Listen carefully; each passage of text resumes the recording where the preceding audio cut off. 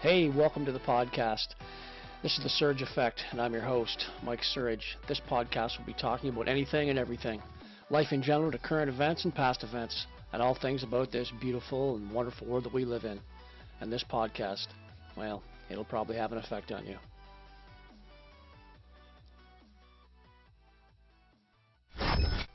Well, hello and welcome to another episode of The Surge Effect. Before we get started on today's podcast, we're going to talk a little bit about media interference, media manipulation, and stuff going on in today's media in our house, and a few Twitter files as well today. Hopefully it won't be too long, but before we get started, I want to mention two of my sponsors today. One, of course, is always love my legs, Owen Sound Grey Bruce.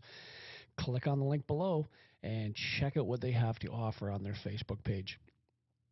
Number two is He-Shirts, She-Shirts. Head on over to their website, and they are more than just a t-shirt company. They have all kinds of different clothing to choose from. Click on their link below and check them out. Like I said, I've always thrown out things at the start of my podcast for viewers to check out. You can check out these things on Amazon.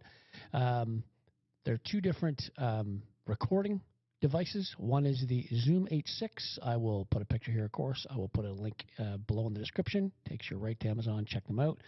My number two, of course, is the one I always use, is the Rodecaster 2 Pro. Link below. Check it out. All right, so let's get started.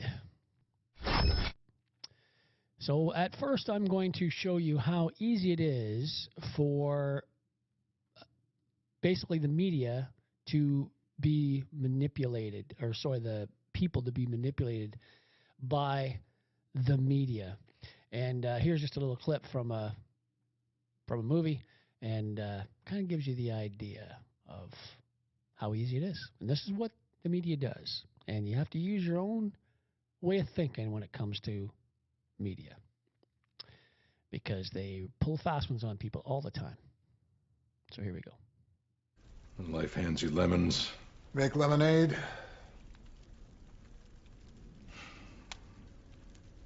No.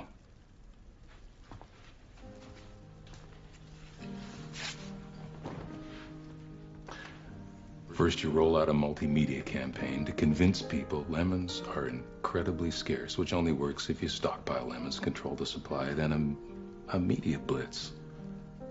Lemons are the only way to say I love you, the must-have accessory for engagements or anniversaries. Roses are out, lemons are in, billboards that say she won't have sex with you unless you've got lemons. You cut the beers in on it. Limited edition lemon bracelets, yellow diamonds called lemon drops. You get Apple to call their new operating system OS Lemon. Little accent over the O. You charge 40% more for organic lemons, 50% more for conflict-free lemons. You pack the capital with lemon lobbyists. You get a Kardashian to suck a lemon wedge in a leaked sex tape. Timothy Chalamet wears lemon shoes at Cannes. Get a hashtag campaign. Something isn't cool or tight or awesome. No, it's lemon. Did you see that movie? Did you go to that concert? It was effing lemon.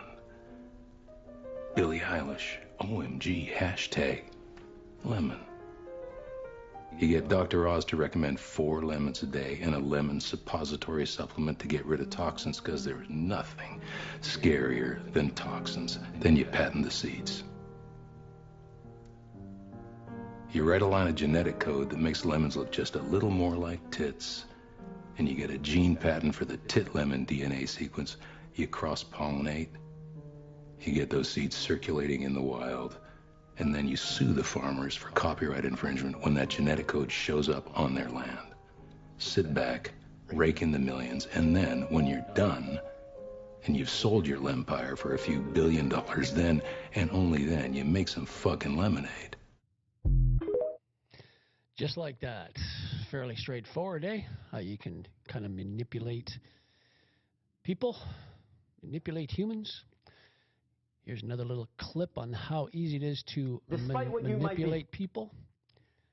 This is quite interesting. I've played this before in a podcast gone by, so maybe you might have seen this before. and maybe you haven't, but this is quite interesting. Despite what you might be thinking, these two circles are not equal. I repeat, these two circles are not equal. One is in fact larger than the other. What I need you to do is determine which one that is. So, please raise your hand if you believe the blue circle is larger than the red. All right. Please raise your hand if you believe the red circle is larger than the blue. All right, very good. Now, before I said anything about these two circles, what was your first instinct? Equal, right? Because they look equal. And the reason why they look equal is because, in fact, they are equal. These two circles are identical. Yet I got just about every one of you to raise your hand and say that they're not. So what did we learn? That you can be manipulated like that to believe in something that goes against your natural instincts.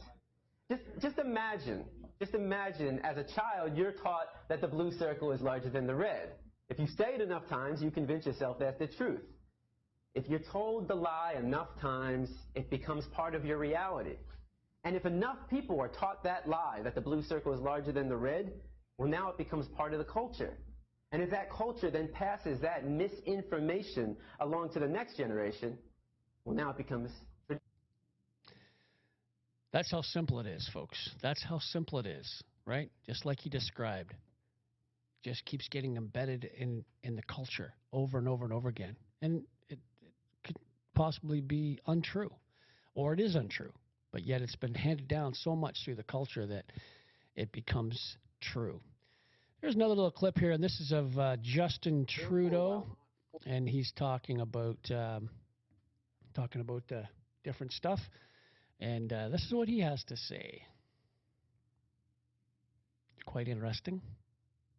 And therefore, while not forcing anyone to get vaccinated, so unless people have a medical exception, they will not be able to board a plane or a train in Canada if they are unvaccinated. And therefore, while not forcing anyone to get vaccinated. Want to get vaccinated? That's your choice. But don't think you can get on a plane or a train besides vaccinated people and put them at risk. And therefore, while not forcing anyone to get vaccinated. And if you make a choice, a personal choice, to not get vaccinated, then I will have no sympathy for you when you come to me and said, oh, but I can't go out to a restaurant with my friends, or I'm not being allowed to go to the gym, or my employer is telling me I have to continue to work from home. And therefore, while not forcing anyone to get vaccinated. The bottom line is, if anyone who doesn't have a legitimate medical reason for not getting fully vaccinated chooses to not get vaccinated, there will be consequences. Now, can anyone tell me, just leave a comment in the description below, what's wrong with that clip? Seriously. I mean, and what's wrong with Trudeau saying the stuff that he's saying? Does that sound like a caring democratic leader of a country who cares about his people? Or does that sound like the opposite of? Drop your comments below. I'd like to hear them. Here's another little clip of with Trudeau, and of course when the truckers were in Ottawa, and just in the one backdrop is him speaking, and then the bottom drop, of course, is what happened when they initiated the Emergency Act in Ottawa. Something that I will never forget, ever, for the rest of my life. And just because, like yesterday, for instance, was April the 9th, and that was the anniversary of Vimy Ridge, where Canadians took that ridge. Over 3,000 Canadians died, 7,000 wounded. It was brutal, but these men, one of them my grandfather, did what they did for freedom. And I see stuff like this, and it makes me sick to my stomach. But here we go.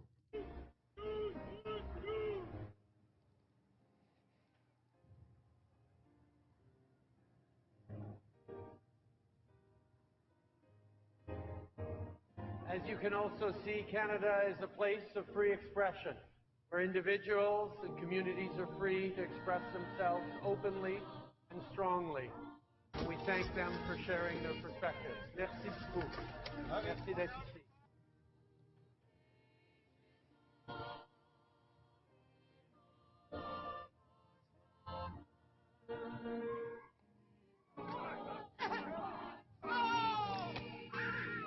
That was Alexa from. Being a democracy doesn't mean we all agree. That was Alexa from Rebel News, who got a tear gas canister shot off her leg. We all work together, we all listen to each other, we all respect each other, and that's how we move forward on doing the most important thing in front of us, protecting nature.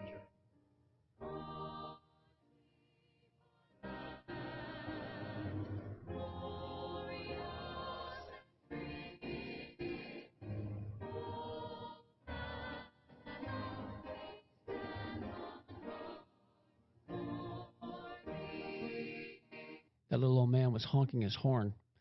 Honking his horn. Guys like almost 90 years old and get manhandled by a couple of police officers like that. A couple of big strapping young lads.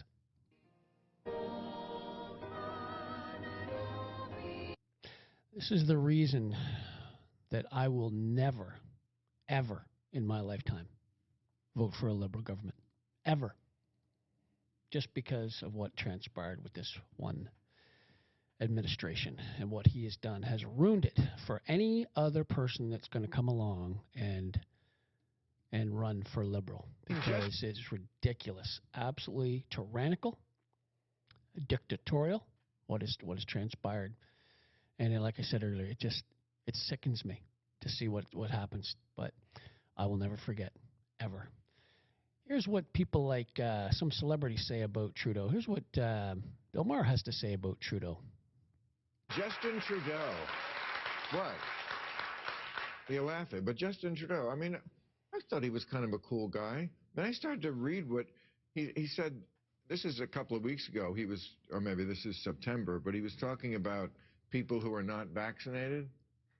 He said they don't believe in science. They're often misogynistic, often racist. No, they're not. That was not smart of him at all. Right. He said, but they take up space. And with that, we have to make a choice in terms of a leader as a country. Do we tolerate these people? It's like, tolerate them. Now you do sound like Hitler. That was... And recently he talked about them holding unacceptable views. Wow. I'm surprised to hear that Trudeau said those things. You didn't see the blackface? I mean, he's no, I'm kidding about that. I'm not, I mean, that was not a good look for him. No, that's bad. But, I mean, come on. I mean, that's, I think, what gets under people's skin.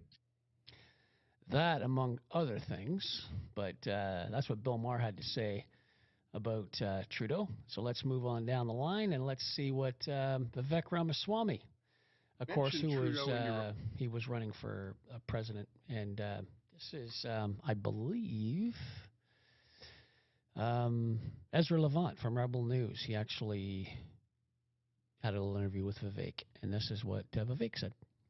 You mentioned Trudeau in your remarks. You mentioned him again now. What do you make of the man? He's been in power for 8 years now, even though he has a minority government. He's got a coalition. Is he a cautionary tale for Americans? I don't think Americans follow Canadian politics too closely. What should an American know about Justin Trudeau? This is a preview of coming attractions. I use that sarcastically. Unless we course correct here. He's like a Klaus Schwab Jr., sort of a Klaus Schwab disciple. And I think that he is somebody who is a useful puppet.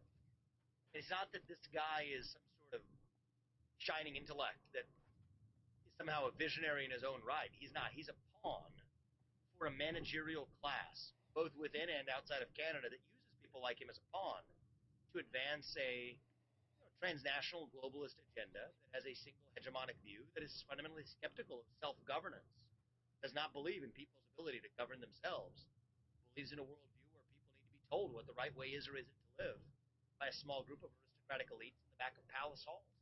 That was the old world European view. It's what's alive and well in Canada, unfortunately, today. And the idea that Trudeau's actually the guy calling the shots is a joke. He's just a puppet, a pawn for that deeper, what I would call permanent state. And I think that much similar to the United States, I think that that's a big part of what you're seeing happening in Canada now. So there's Vivek Ramaswamy talking about his feelings about what Trudeau is all about.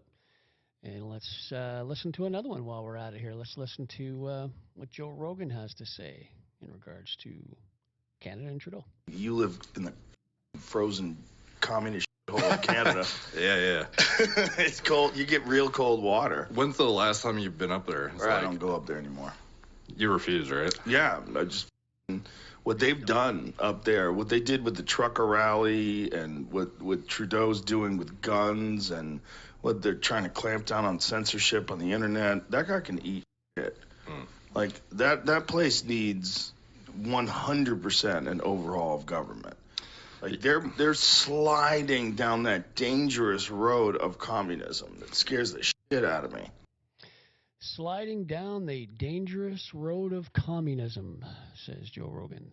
And that's kind of the way it feels like it, because it doesn't feel like we're a democracy or a democratic society. It feels like we have a person at the wheel that's just a dictator, that just wants to tell everyone what's going to be getting done to them, and that's it. You know, over 70% of the people do not even want carbon tax, but yet he's slamming it down the throats of Canadians and hurting each and every Canadian in the process. Think about that. You should listen to your people. You should listen to your people. So here is a total opposite, of course, of Justin Trudeau, and this here is our next Prime Minister of Canada, right here, Pierre Poilievre. Anyone out there like the Joe Rogans of the world that can't quite pronounce his name because it's a French name? It's Poilievre, Pierre Poilievre. That's how you say it properly. Anyway, or Poilievre, but it's Poilievre. Okay, so listen to what he says about Liberals and PCs. Justin Trudeau's not a Liberal. It might surprise you to hear me say that. He's not a Liberal. Liberals used to believe in liberty, and Conservatives believed in conserving it. That was the common sense consensus we had in Canada. Justin Trudeau does not believe in liberty. He believes in government control. He wants to control your money. He wants to control your kids. He wants to control the economy, control your speech, control your bank account. He wants to control everything. That is illiberal. It's the opposite of liberalism. I don't want to run your life. I want to run your government. And a government that does a few things well rather than a lot of things poorly, a government that minds its own business and lets people live their lives. That is the traditional. So wasn't that fascinating when you have that difference of what Trudeau is like and what Pierre Poilievre's like? I've showed you different videos of Pierre Poilievre in the past. Like I said, I've been following him for a couple of years, and he's got some fantastic ideas. People can say whatever they want about him. I'm going to come up with some more Twitter clips here right shortly on him, but I'm just going to keep moving along. This is Margaret Thatcher. Margaret Thatcher, who was the Prime Minister of England, and she was a goodie. She was a good one. They called her the Iron Lady. She was a tough, but she was fair but firm, but she was very smart. She knew what she was doing. Listen to what she says about the government. Very important. You know, when the state does everything for you, it will soon take everything from you. You will then have no basis for personal freedom, political freedom, or economic freedom. The state must never substitute for personal responsibility. I know that we'll only get the kind of country, the kind of prosperity, the kind of standard which I wish to see. If everyone says, it's my job to do my best. It's my job to try to lend a hand to others, and not to say, well, I'm not going to do that, that's for the state. What sort of society do you think we'd have if you have people saying that? It's the state's job to find a job, it's the state's job to house me. It's the state's job to look after my family. Once you go in, freedom is inseparable from personal responsibility. You know, there's a famous quote from George Bernard Shaw, if I can remember. Freedom incurs responsibility. That's why many men fear it. There you go. Freedom, it incurs responsibility. That's why many men fear it. That's something. So here's a clip you've probably heard in the past. This is George Carlin. George Carlin's talking, of course, about government, of course. He talked about politics a lot, about government. And this is funny, of course, but it is true. So here's a little clip. The reason education sucks is the same reason that it will never, ever, ever be fixed. It's never going to get any better. Don't look for it. Be happy with what you got. Because the owners of this country don't want that. I'm talking about the real owners now. The real owners, the big wealthy business interests that control things and make all the important decisions. Forget the politicians. The politicians are put there to give you the idea that you have freedom of choice. You don't. You have no choice. You have owners. They own you. They own everything. They own all the important land. They own and control the corporations. They've long since bought and paid for the Senate, the Congress, the state houses, the city halls. They got the judges in their back pockets. And they own all the big media companies, so they control just about all of the news and information you get to hear. They got you by the balls. They spend billions of dollars every year lobbying to get what they want. Well, we know what they want. They want more for themselves and less for everybody else. But I'll tell you what they don't want. They don't want a population of citizens capable of critical thinking. They don't want well-informed, well-educated people capable of critical thinking. They're not interested in that. That doesn't help them. That's against their interest. That's right. It's against their interest. That's right. That's right. I'm going to play another clip here, and this is of company called BlackRock. I don't know if you've ever heard of BlackRock before, or do you even know what BlackRock is. You probably haven't, because a lot of times people don't even pay attention of what's going on in the world. They're just out doing their thing, and they just doesn't concern them or whatever. But I'm going to play a little something, and hopefully it will enlighten you about who BlackRock is and what BlackRock's all about. Company and Larry Fink hold such power. Why is it that you have not heard of them more? There is power in anonymity. If BlackRock is barely featured in print publications and news channels, it is because they want it to be so. If they wanted, they could feature every day. BlackRock currently owns 18% of Fox, 16% of CBS, and 13% of Comcast, which in turn owns NBC, MSNBC, and Sky. If any of those companies wanted to make a decision, they would have to also consult with BlackRock before doing so. The same is true for Google, a tech giant currently worth $853 billion. Amazon, Facebook, and Twitter are also not exempt. And neither is Disney. Thanks to their incredibly diverse investment portfolio in media alone, BlackRock essentially owns 90% of the world's media. If you don't know about them, it's because they don't want you to. Why? Owning a portion of the world doesn't come without its share of scandal or conflict. In 2020, BlackRock became the first foreign company to be allowed into China's mutual fund industry, which means they can now invest and own parts of Chinese companies, including ones that are blacklisted by the United States. One of the first investments made by BlackRock was in Hikvision, a security and communications firm that essentially makes facial recognition software for use by the Chinese government. But this money isn't just BlackRock's or Larry Fink's. It comes from pension funds and bank accounts of ordinary civilians who have unknowingly given money to BlackRock in the past. If we take into account BlackRock's ownership over Western media, banks, e-commerce stores, social media, food and beverages, and many, many more industries, it becomes evident that the company has a wealth of data on us. They may do with it what they please. TikTok's data harvesting pales in comparison to what BlackRock is capable of, given how they have everything from our bank account numbers to our personal tastes and preferences. As BlackRock's investment in China grows, so will China's influence on the world. And our personal data, which was hanging on a thread to begin with, will quickly end up in the wrong hands. With the trajectory BlackRock has been on... There's a little bit of information on BlackRock. They're basically the richest, wealthiest company in the world. It's just that simple. All right, so I'm just going to go over a couple of Twitter feeds, a couple of Twitter files, and here's one here, and this is what do you think of the Supreme Leader here, who thinks he has a mandate to make your life more expensive, and if you don't believe in his ideologies? It's quite something. So here you go. And I think that the federal government's role is in part to encourage people and incentivize people to think about the future, and yes, make it more expensive for people who don't want to think about the future and don't want to prepare for the future. And I think that the federal government's role is in part to... Isn't that something? Isn't that something? So basically, it's going to make people's lives more expensive that don't believe in his ideologies. It's kind of wild when you think of it, right? So you all get to pay for that. So this is what transpired. This is from Franco Terrazzano's page. He looks after Canadians' best interest when it comes to how the government spends our money. So this is what happened just the other day. So here, listen up. Welcome to Canada, where every day it seems like you see a new story on the front page of the papers about the government blowing your tax dollars flying all around the world. And it turns out today is no different. Front page of the National Post. Come here, Ryan, let's read this story.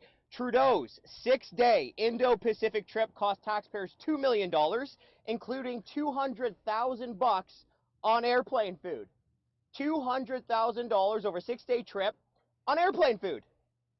Now, what do you think they were eating on that airplane? Leave your best guesses in the comments below. Now, $200,000 on airplane, folks, like, that's almost enough money to cover the average family's grocery bill for almost 2 decades. Now, I guess that's one way to beat the high cost of living here in Canada, hey? Can't afford groceries in Canada, so you just go on a government work trip, hop on the plane, and bill taxpayers for all that fancy airplane food. One more time, folks, front page National Post. Isn't that something? So that's Franco Terrazzano Twitter feed. So here's another little clip that happened yesterday in the House of Commons. If you don't pay attention to the House of Commons, this is Trudeau trying to answer a question here, and he slags Pierre Poilievre. The Parliamentary Budget Officer's report, which confirms 60% of Canadians pay more than they get back. The Prime Minister said, and I quote, in 2015, Canadians need a PM who will meet with the premiers. What happened? The Right Honourable Prime Minister. Keep in mind, the question was, why didn't he meet with the premiers? While the Conservative leader continues with his misinformation and disinformation, the reality is the Parliamentary Budget Officer said that 8 out of 10 Canadians do better with our price on pollution and the Canada carbon rebate. But speaking of misinformation and disinformation, any responsible leader that receives an endorsement and support from proven conspiracy theorist and liar Alex Jones would have immediately denounced that. But that's not what the leader of the opposition did. He did absolutely nothing because those kinds of endorsements fit within his political strategy. So look at all the Liberals standing up and, of course, clapping and whatnot for that response, kind of a dig at Pierre Poilievre. That was Alex Jones. He responded. He said, is this the same Trudeau that gave a standing ovation to an actual Nazi war criminal from World War II? Not only that, Trudeau also forgets that who endorses Trudeau? WEF, the World Economic Forum. That's right. Klaus Schwab has, and he's actually been at the World Economic Forum speaking. Trudeau has been speaking at the WEF, and Klaus Schwab has even said how proud he is to have him as part of the WEF. So people in glass houses probably should not be throwing stones at Pierre Poilievre, I would think. So here's Pierre Poilievre again. Let's see. Little something else here. Let's see. Pierre Poilievre. Conservative leader Pierre Poilievre is challenging the Prime Minister to defend his carbon pricing policy in a televised emergency meeting. Will he agree to a televised carbon tax conference if he's so sure of himself on this issue? The Conservatives introduced a motion today demanding Trudeau meet with provincial and territorial leaders within 5 weeks. MPs are expected to vote on the motion tomorrow.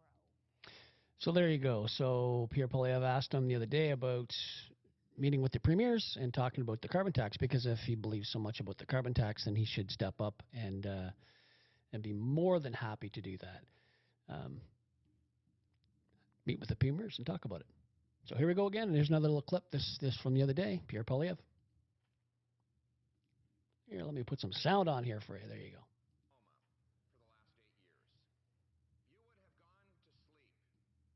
In a country in 2015 where inflation and interest rates were rock bottom, taxes were falling at faster than any time in Canadian history. The budget was balanced.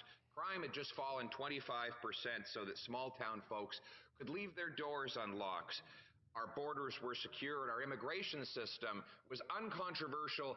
Everyone agreed it worked and was the best in the world. Housing cost half of what it does today. The average rent was $950, an almost laughably low number by today's standards.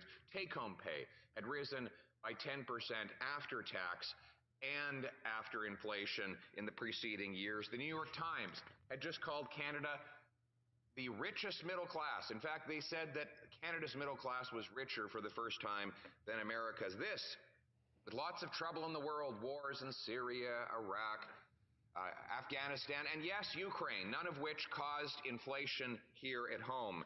At the time, of course, we had Prime Minister Harper, who was able to keep inflation and unemployment low, even while the world suffered turmoil. But now you've awoken, 8 years later, to find a completely different place. Inflation, after hitting a 40-year high, is still 50% higher than its 2% target.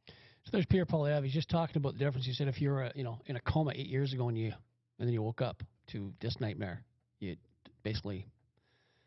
wouldn't believe it would even be true. You'd think it was a nightmare. So here's a little clip that just occurred too in regards to our military. They want to turn the military against its citizens if necessary. So of course they want to pass this law through. And if you don't believe me, listen very carefully to what they say at this little press conference here about the military. It's very interesting. Threats. One of the things I noticed in the document, and then there was no follow-up on, so I'm hoping to find out what it's about, was the Canadian Armed Forces helping domestic law enforcement in Canada. What does that involve? Happy to turn to Minister Blair for that. He's an expert in both. Done a bit of both. First of all, in the National Defence Act, one of the responsibilities of the Canadian Armed Forces, in addition to all of the extraordinary work and challenges that we place before them, is to be there when required to assist what we call civil authority. So that legislation, we need to have that capacity. To be available for civil authority if needed, if acquired. What do you think of that? Let me see your comments in the comments below. Using our own military, our own Canadians, against ourselves in situations. I know people will say, oh, well, in the States, their military is, both foreign and domestic and all that stuff. But Trudeau always doesn't want to compare Canada to the U.S., but, it seems to be convenient when he wants to, I guess. It's, I don't know. Doesn't seem right. There's Chrystia Freeland talking about Canada, and this is interesting. Have a listen to what she has to say in regards to it. Maybe you have or maybe you have not ever heard this. This is just yesterday. People can have a good job,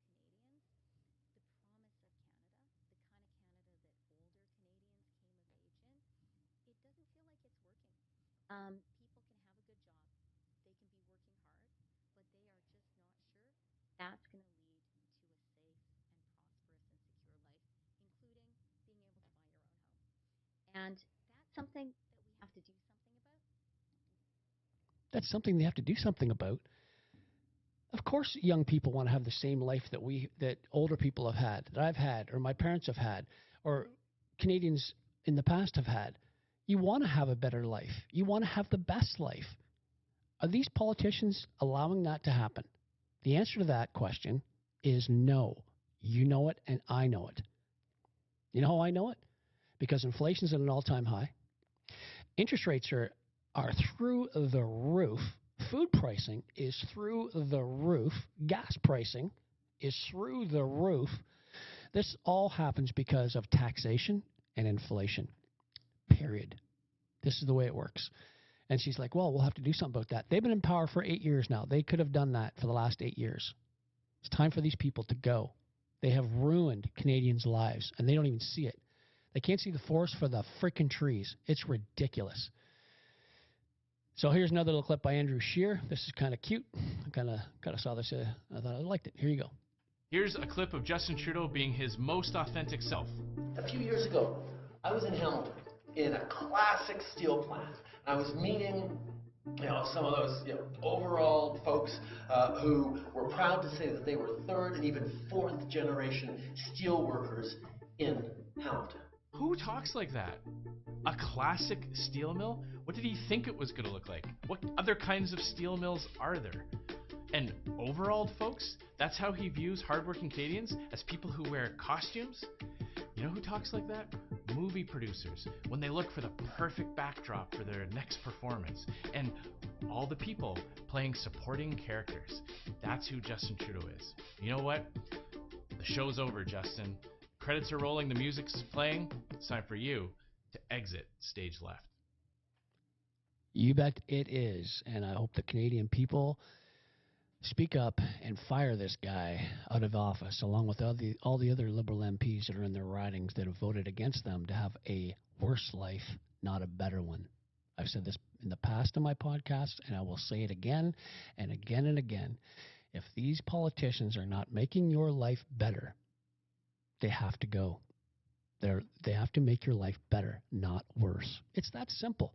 These people that go into politics, they're going into it for what? $200,000 salaries that they just got the other day, April 1st. They're all making $200,000, plus all their expense accounts on top of that. And how's your life doing? Oh, yeah, that's right. You're paying more for gas, more for groceries. You're paying more for goods, more for services. The list goes on and on and on. So your life is in the tank. Their life is skyrocketing, right? So they've got to go. That's as simple as that. I got one more clip here, one last clip. Which one was this one here?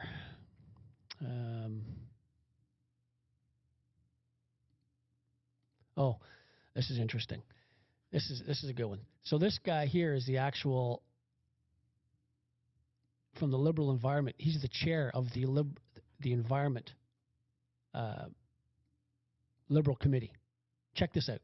My understanding is there is no, there are estimates, there's modeling estimates of how much the price on carbon will reduce greenhouse gas emissions. My understanding, and maybe I'm wrong, is that there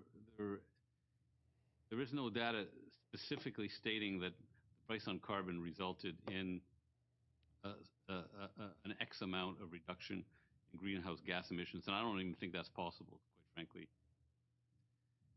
There is no data specifically stating that the price on carbon resulted in an X amount of reduction in greenhouse gas emissions, and I don't even think that's possible, quite frankly. Interesting. So why are we paying all this carbon tax? Why are we paying carbon tax? I don't understand. Could someone explain that to me? Why are we paying all this carbon tax if it's not going to lower the emissions? Because it's all bullshit. The whole thing is bullshit. It is. People have to wake up to what is going on.